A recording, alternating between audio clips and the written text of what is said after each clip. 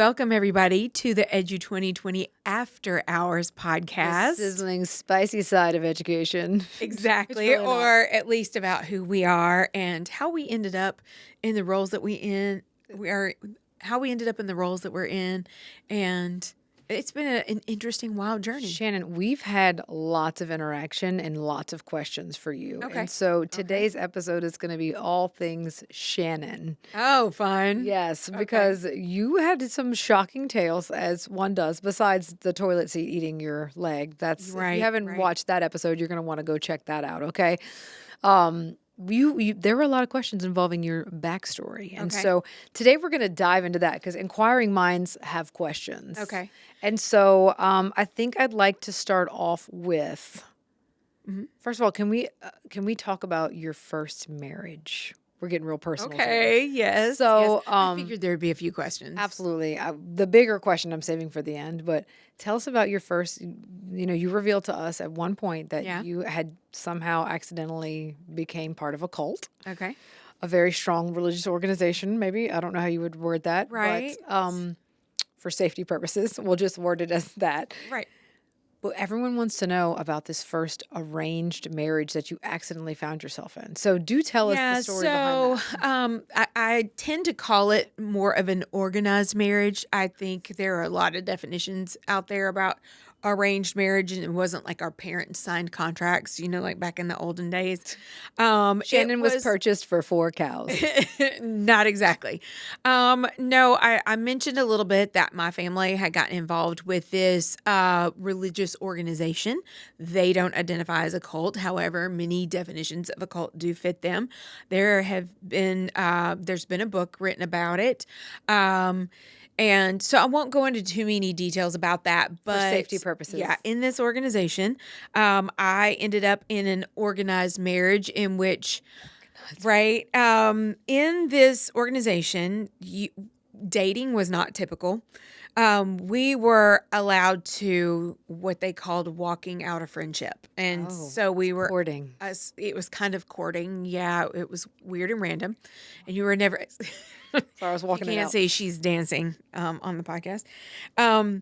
But I was allowed to choose, I think, between 1 and 3 people, and they would also have to choose me, the person, before we would officially decide we were quote unquote friends. So it's almost like a sorority. Like you put your top 3 choices and they were like, oh, you hit a match. Right, basically, it was a good match.com analogy. I don't know. It's like, I guess we swiped right on each other. I don't even know what that means. Back but before there was swiping right. So this guy and I became friends, close friends. Special friends. Right. And eventually we were engaged. So the process was you had to write notes to the leader, and both of you had to write them separately and say that you believe that God had said that you were supposed to be married. And back then, Did you use like fancy stationery? Like how did that work? just straight up notebook paper. So you just like took a legal pad and was like, yo. And so basically we had to be given permission to get married, to get engaged. We were given a selection of wedding rings that we could choose from. Okay, like multiple We choice. had to pay for I'm not it, mad about it. Right? It We're was a going to have little to cut multiple choice because someone action. keeps calling me and I'm sorry. I don't know who this is. I keep getting calls. Should I answer it? No. Is It's it over after and over? hours? It was one for one number, one for another number. So we'll start again. I have to start again, Ken. Sorry. So Let me, because that was getting kind of slow anyway. I don't know what's happening. I want to say, like, there could have been, like, Randa was weird about the podcast, so I don't know if they're delivering something. do you want to, You see 2 missed calls, 1 from Luling, 1 potential spam. do you want to start completely over? Yes. Okay. I think that is why. So you're not like, you know? Oh, okay. 'Cause Sorry. I wasn't succinct enough about it. All right. Okay. Sorry. I don't know if they're going to call back. We're doing a restart. Yeah, we're restarting, guys. Can you just turn off your notifications? I mean, I can, but if they're trying to deliver something, I'm not there. Okay. Okay. All right, we're starting again in 3, 2, and 1. Welcome to the Edu20 After Hours podcast. Turn up. I am Shannon, and I am sitting here with, Courtney. and we are going to talk all things, not necessarily education, but just a little bit about us. You know that on the After Hours podcasts, these episodes are not so educational friendly. They're more of the other side. You know, we used to refer to ourselves as the educational mullet, where it was like business in the front That's and hilarious. party in the back. The After Hours podcast is more of a party in the back situation. Yep. So today's party in the back is going to be all about questions people have left for Shannon on our social media. All right. So Shannon, Here we you go. dropped a couple of bombs recently on other After Hours podcasts, and one of them that you dropped shocked everyone. And for some of them, some of our district partners were like, "Oh no, she's mentioned that before," but everyone wants to know more about it. Okay. So today is going to be all things Shannon when it comes to what you refer to as your definition of being part of a cult, a religious cult. Okay. Allegedly. We're just going to go with allegedly for Allegedly a legal cult. purposes. Right. So Shannon, one of the biggest questions people have is how did this arranged marriage come about? Okay. Take us through that journey. Like, were you traded for some cows? How did that work exactly? Was it like Bridgerton where you like had to go and visit people and have dowry. tea? Yes. No. So I tend to call this more of an organized marriage because it wasn't like what you think of the Victorian arranged marriages or the other cultures with their arranged marriages and contracts. But no, it was more of who you were allowed or not allowed to marry. So it was like vetting, like marriage vetting, basically. But except you had to have permission to marry this person. Okay. So there was a lengthy process where there was no traditional dating. You had to write a note to the leader, and magically the other person would have to write a note to the leader At the same time. At the same time, around the same time span, and say, "Hey, I think I'm supposed to be friends," and I'm putting that in air quotes, with this other person. Special friends. And if you had a match, then. And if the leaders heard from God that it was okay, then yes, you could be that person's special friend. So it was like a sorority thing where you like picked your top 3 and then Jesus was like, "Yeah, let's do this." Well, you better narrow it down to one or they'd be like, "No, that person hasn't said anything yet." So it wasn't too much like The Bachelor. Yeah, It was more so like, the person I ended up with, obviously we must have written each other down. So we were allowed to be special friends, but you were never, not allowed to be alone, things like that. Yeah. So can I ask an inappropriate question? yeah. Or like you able to like kiss? No, and there was no touching. So you didn't kiss until you were married? No touching. Not allowed. Oh my God, my mind is blown. No, not allowed. Not allowed. I can't say that we didn't sneak one. That is not when nobody was that's looking. not a special friend. That's just a friend.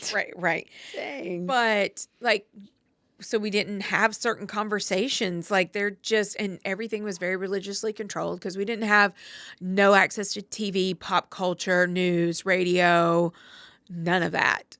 Wow. Yeah. So you ended up with writing at the same time as this other human. Yeah.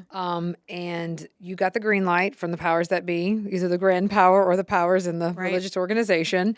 Yeah. And so from there, like what went down? Was there like a formal proposal? Did you pick your dress? No, like how'd that go? At that point, no. The people had to write again to the leadership and say, or go and tell the leadership, like, God has said we're supposed to get married. And so obviously we both did that at the same time. And I was 23 at the time. And this is Did you all sad. plan that? Like, were you like, "Hey, write a letter on this day, and I'm gonna write a letter on this. Tell the truth."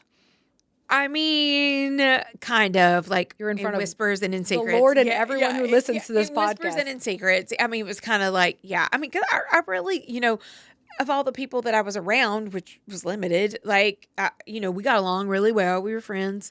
And so, yeah, and we wrote our letters. And I think we were 23 when we finally I was 23 when we finally got permission that, yeah, okay, obviously God says it's okay that you get married.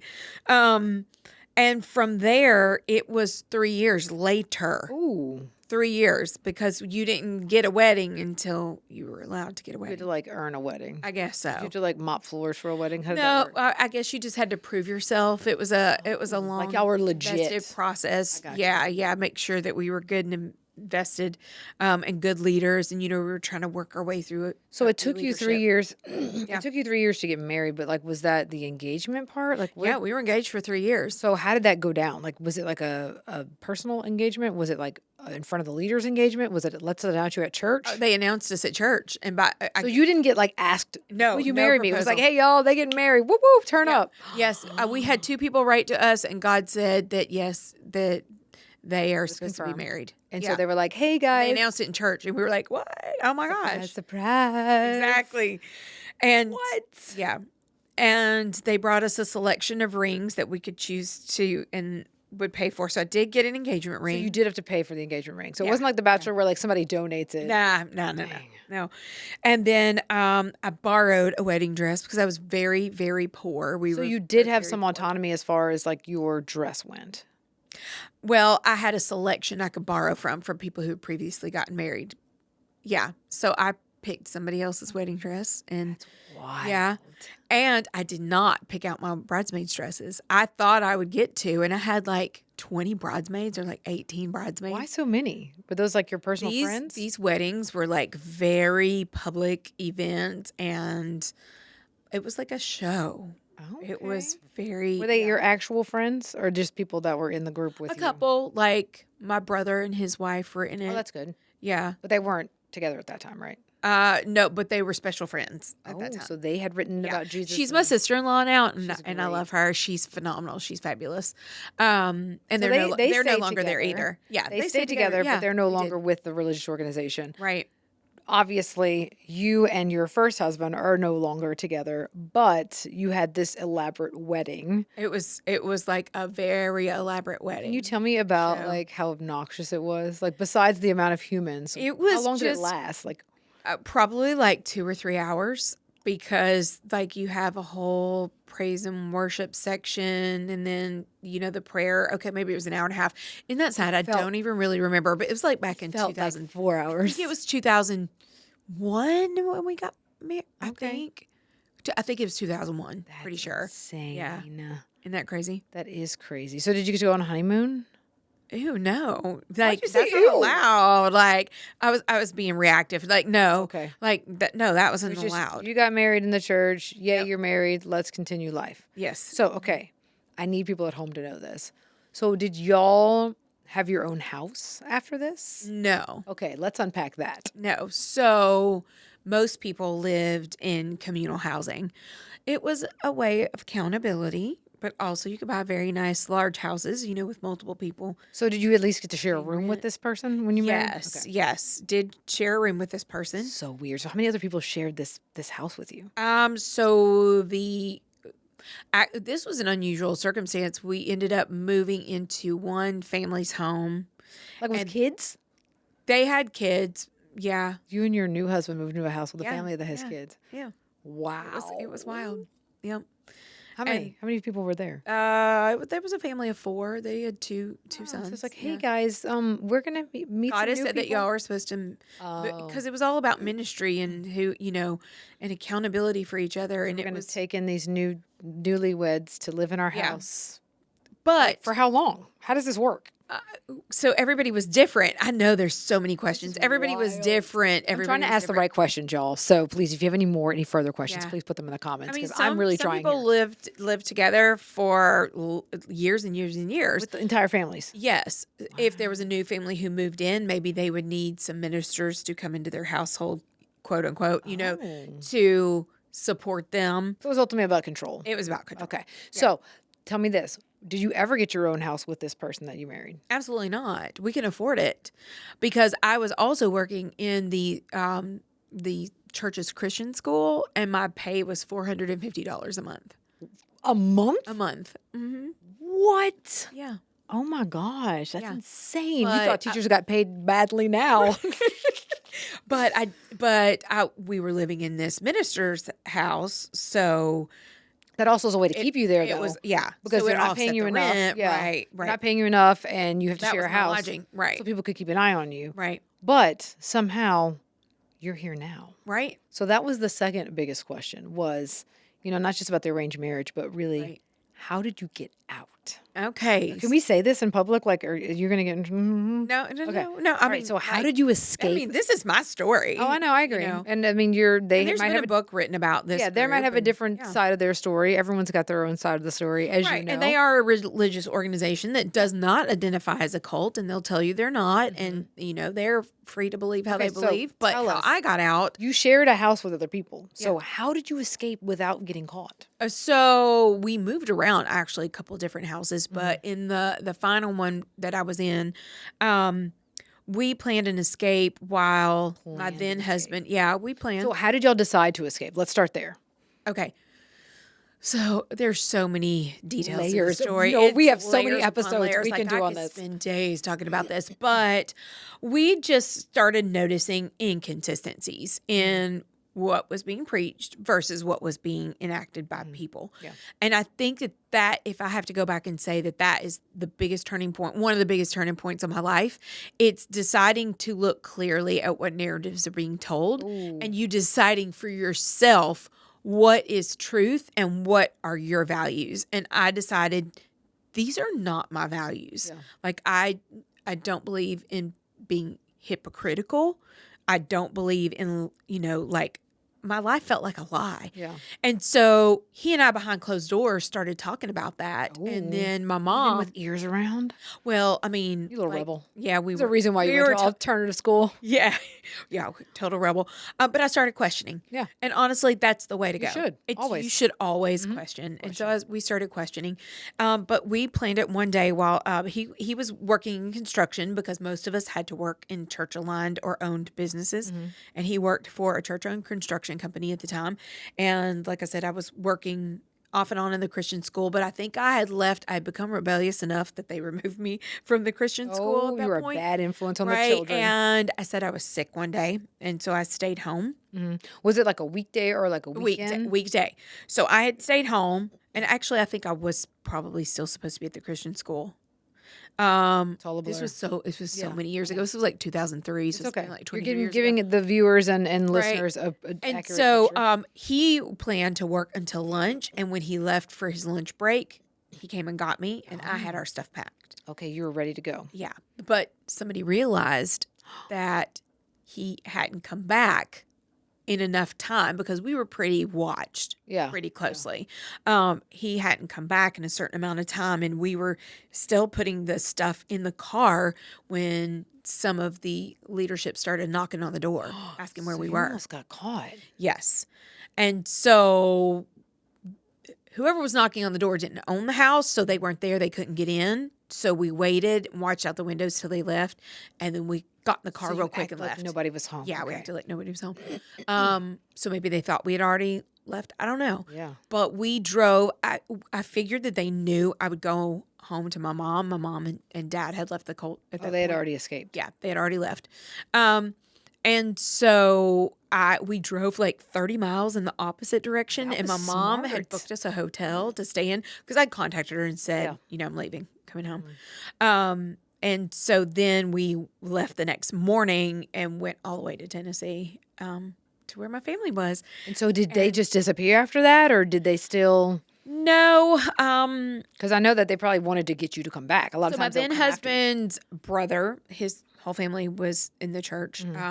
They knew where we were. And I don't know how they found my mom's address. I really don't know. Terrifying. Yeah.